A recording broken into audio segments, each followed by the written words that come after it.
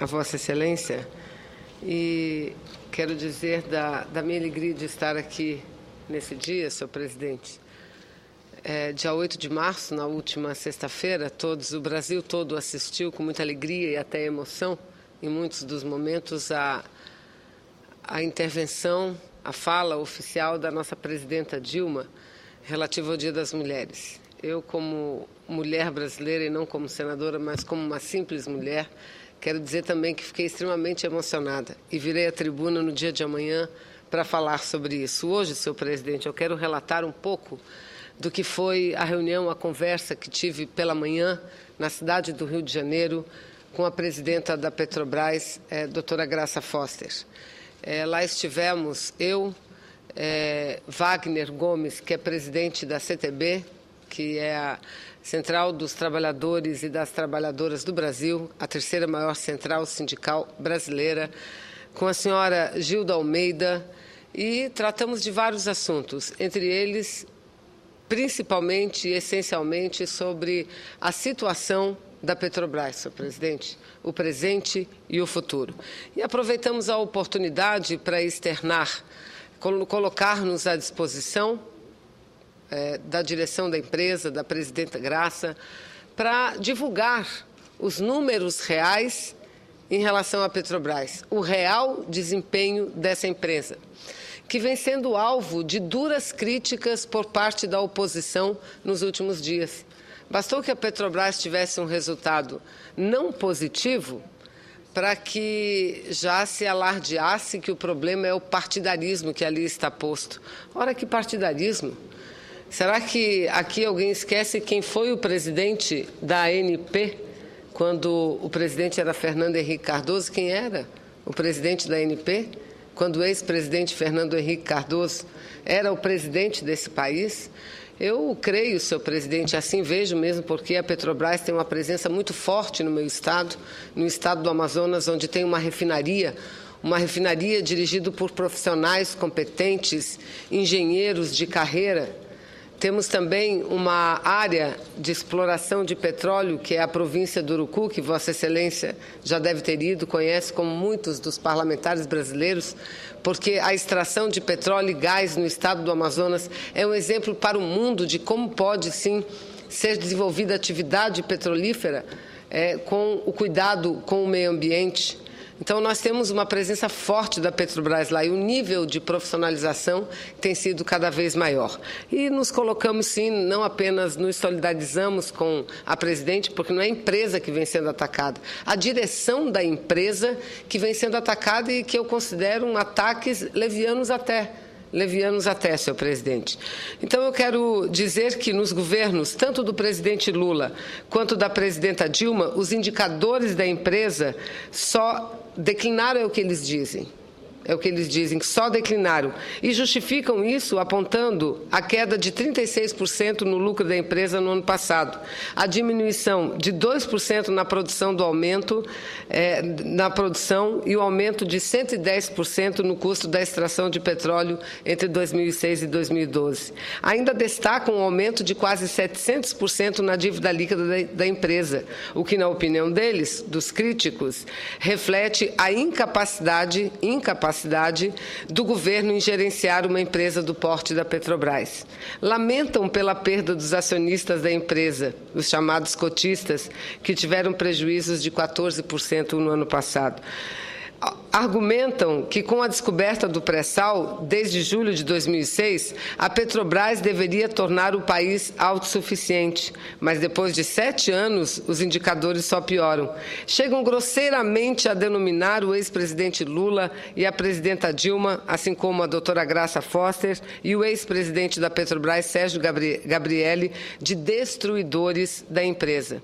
E no campo político ainda, senhor presidente, senador Cacildo, no campo político denominam-se vítimas de uma campanha infame, desde a primeira eleição do presidente Lula, que acusa o ex-presidente Fernando Henrique Cardoso de planejar a privatização da Petrobras, que afirmam eles ser uma rigorosa mentira. E olha, senhor presidente, eu inicio o meu pronunciamento reproduzindo uma a uma das críticas das críticas que a oposição faz à Petrobras, sobretudo à direção da Petrobras, ao governo da presidenta Dilma e ao governo do ex-presidente Lula. E faço isso, senhor presidente, porque eu quero falar número por número, porque ninguém avalia o resultado de uma empresa de forma isolada, sem avaliar a política de campo, sem avaliar o mercado do petróleo em âmbito internacional. Só assim, a partir dessa avaliação ampla, é que a gente vai poder ter condições, sim, de falar dos rumos da Petrobras.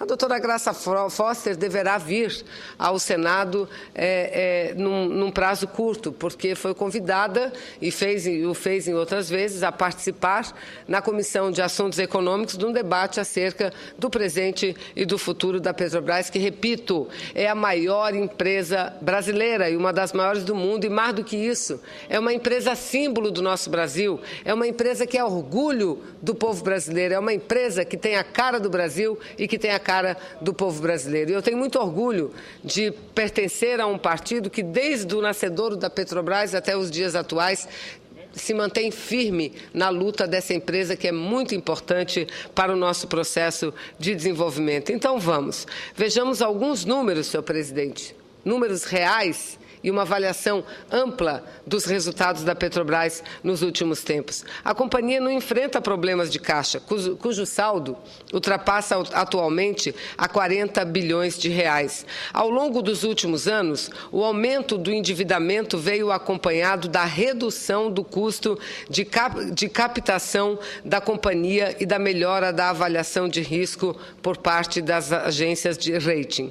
Analisando a evolução dos indicadores financeiros desde 2002, o lucro líquido da companhia cresceu 161%, saindo de pouco mais de 8 bilhões em 2002 para mais de 21 bilhões em 2012. A geração de caixa operacional triplicou nesse último período, passando de 18 bilhões para mais de 53 bilhões de reais. Do lado operacional, a produção de óleo e gás natural no Brasil cresceu 34% nesse período, saindo de 1.752 mil barris por dia em 2002 para 2.355 mil barris por dia em 2012. Considerando apenas a produção de óleo, senhor presidente, o crescimento foi de 32%, enquanto a produção de gás cresceu 49%. O volume de recursos da Petrobras também cresceu significativamente. As reservas provadas subiram de 11 bilhões de barris de óleo equivalente para quase 16 bilhões de barris de óleo equivalente. Adicionando os barris da seção onerosa e os volumes recuperáveis de petróleo do pré-sal, as reservas potenciais aumentaram cerca de 3 vezes nesse período. Dessa forma, o Brasil reduziu a sua vulnerabilidade em relação ao suprimento de petróleo. Pelo lado da demanda, o consumo de derivados aumentou significativamente no Brasil. A venda de derivados saiu de 1.609 barris por dia em 2002 para 2.285 mil barris por dia, ou seja, um crescimento de 42%. E o que é mais importante agora, o resultado de 2012 foi impactado pela depreciação cambial, que recuou 36% em relação a 2011, sendo exógeno ao controle da companhia, refletindo em um resultado financeiro negativo de 3,7 bilhões. Ou seja, o resultado está diretamente vinculado à política cambial. Quando comparado o lucro líquido em dólar da Petrobras com outras grandes empresas do setor, não somente a Petrobras registrou queda em 2012 frente a 2011, como também a Brite Petróleo, que teve uma queda, senhor presidente, de 55%. A ConocoPhillips, uma queda de 32%. A Total caiu 20%. A Statoil caiu 16%. A queda da Shell foi de 14% e da Chevron de 3%. Não somente a Petrobras registrou queda na produção de petróleo em 2011 e 2012 frente a 2011. Outras grandes empresas também apresentaram um resultado negativo, como a ExxonMobil, menos 6%, a British Petróleo, menos 5%, a Chevron, da mesma forma, menos 5% e a Shell, menos 2%. É importante ressaltar, senhor presidente, que a Petrobras foi a única empresa dentre essas citadas, que são das maiores do mundo, que cresceu a produção de óleo e gás natural no período de 2002 a 2012, enquanto que a ExxonMobil registrou 0%, ou seja, um estacionamento, a British Petroleum caiu 5%, a Chevron caiu 1% e a Shell teve uma queda de 18% na produção de óleo e gás natural.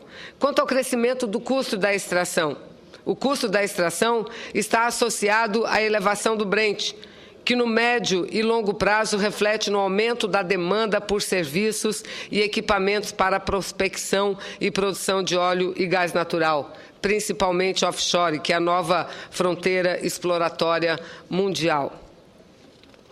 Nova fronteira exploratória mundial.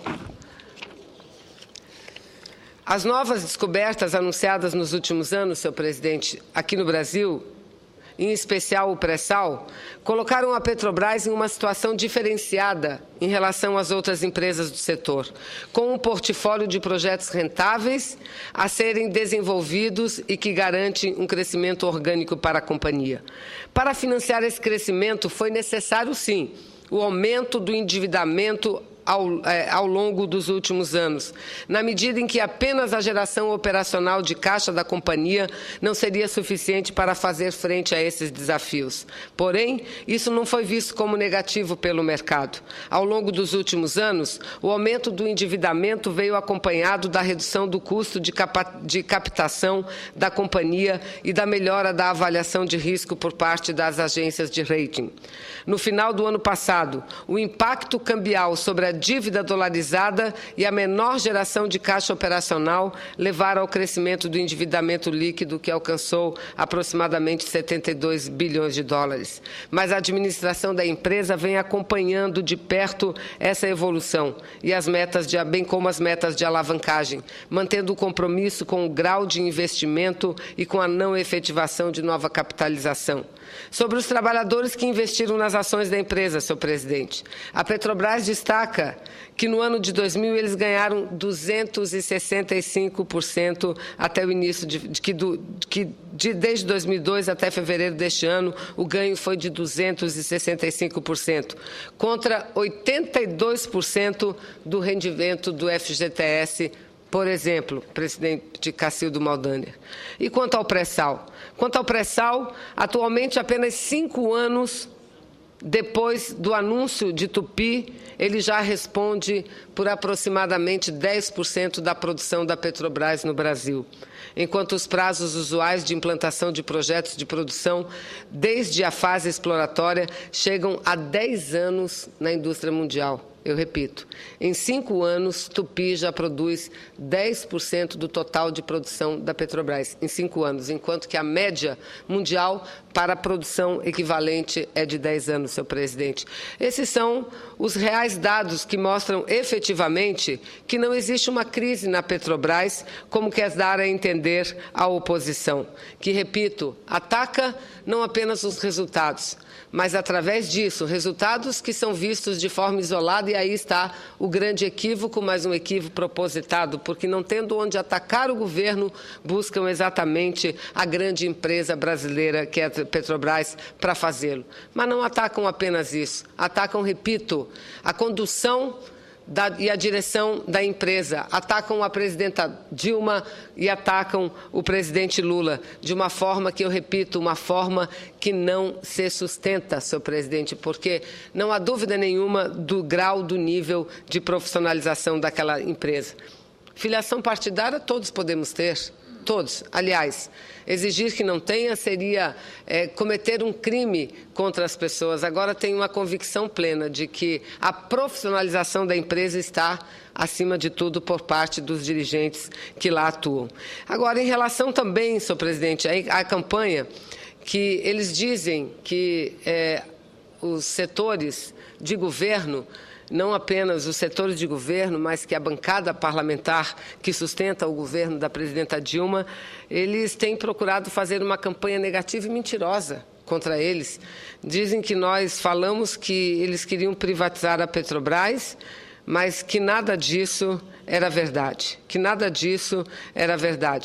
Ora, senhor presidente, penso que contra os fatos não existem discursos nem justificativas. Quando a gente diz e fala com muita insistência que a Petrobras estava, sim, no alvo da privatização, é porque, de fato, estava. Vejamos o jornal Estado de São Paulo, de maio de 1999, de 20 de maio de 1999. Qual é a manchete? Petrobras pode ser vendida em 3 anos, diz Zilberstein. Isso mesmo. O diretor-geral da ANP, Agência de Petróleo, à época, Davi Zilberstein, genro do ex-presidente Fernando Henrique Cardoso, era quem dava essas declarações. Está aqui o jornal Estado de São Paulo, Petrobras pode ser vendida em 3 anos, diz Zilberstein. O Estado de São Paulo, do dia 7 de janeiro de 99. A ANP defende a venda de refinarias da Petrobras. Também matérias fartas a respeito disso, da defesa da venda das refinarias da Petrobras. O Estado de São Paulo, de 10 de junho do ano de 2000, FHC anuncia medidas para afastar resistências à privatização. O Estado de São Paulo, de dezembro de 2000, de 27 de dezembro de 2000, qual era a manchete? Governo FHC paga uma fortuna sem licitação para mudar o nome da Petrobras para Petrobrax. O objetivo era facilitar a privatização da empresa brasileira. O Globo, de 2 de fevereiro de 99, programa de privatização terá de ser acelerado. E mais, outras matérias, senhor presidente, está aqui o Globo, de junho de 1997, Gustavo Franco, diretor do Banco Central, defendendo a venda do Banco do Brasil e da Petrobras. Então, vejam, senhor presidente, eu quero dizer que eu me sinto muito à vontade para fazer esse pronunciamento e outros que farei com muito prazer, senhor presidente, porque são pronunciamentos que trazem números consistentes e não números isolados. E o faço principalmente por 2 razões. A primeira é para repor efetivamente os fatos e combater as inverdades que propagam contra a Petrobras. A segunda, não menos importante, é a história dessa empresa. Afinal de contas, eu aqui já disse, mas faço parte de um partido que, mesmo na clandestinidade, lutou ativamente ao lado dos estudantes, ao lado dos trabalhadores, ao lado da intelectualidade brasileira, a favor da campanha do Petróleo é Nosso, contra aqueles que defendiam a entrega da nossa riqueza ao capital internacional. E conseguimos que o Senado aprovasse, no dia 3 de outubro de 1953, o projeto que criou a Petrobras, a Lei 2004, sancionada pelo então presidente Getúlio Vargas. E até hoje, senhor presidente, continua a ser essa empresa o nosso orgulho, o orgulho do povo brasileiro, uma empresa que deve estar a serviço, sim, do desenvolvimento nacional. Acabamos de aprovar, acho que pela 8ª vez, uma lei onde nós, parlamentares brasileiros, mudamos a regra da distribuição da riqueza do petróleo, dos royalties do petróleo. E mudamos a regra de forma a permitir que, quando esse petróleo é extraído do pré-sal, a dezenas de quilômetros distantes da costa, que esse petróleo seja dividido de forma mais igual no território nacional. Defendemos uma outra luta importante também, que é a luta para que os recursos do pré-sal sejam canalizados para a educação brasileira, porque só assim faremos com que o nosso país caminhe rumo a um desenvolvimento mais igualitário, não só um desenvolvimento de uma região, mas de todas as regiões brasileiras, para que a gente possa seguir com nossa juventude estudando, gerando tecnologia no país que é o detentor da maior floresta tropical do planeta, e que precisa conhecer, precisa dominar essa floresta. Para isso, precisamos de muitos recursos e muitos investimentos em educação, ciência, tecnologia e inovação. Então, senhor presidente, considero esse o bom debate. Agora, é um debate que nós aceitamos com muito prazer, porque temos certeza que a Petrobras está no caminho certo. Todas as mudanças que fizemos no marco regulatório do pré-sal, inclusive muito criticada por eles, que queriam que mantessem o marco que existia à época, que era da concessão, e o governo brasileiro teve a coragem, o Congresso Nacional, nós todos tivemos a coragem de mudar esse marco para a partilha, porque é através da partilha que grande parte da riqueza nacional fica com o país e não na mão de poucos empreendedores, senhor presidente. Então, era o que eu queria dizer e falar da minha alegria de ter tido a oportunidade de estar numa conversa muito importante, muito elucidativa, hoje pela manhã, com a nossa querida presidenta da Petrobras, uma mulher também de muita competência, doutora Graça Foster. Muito obrigada.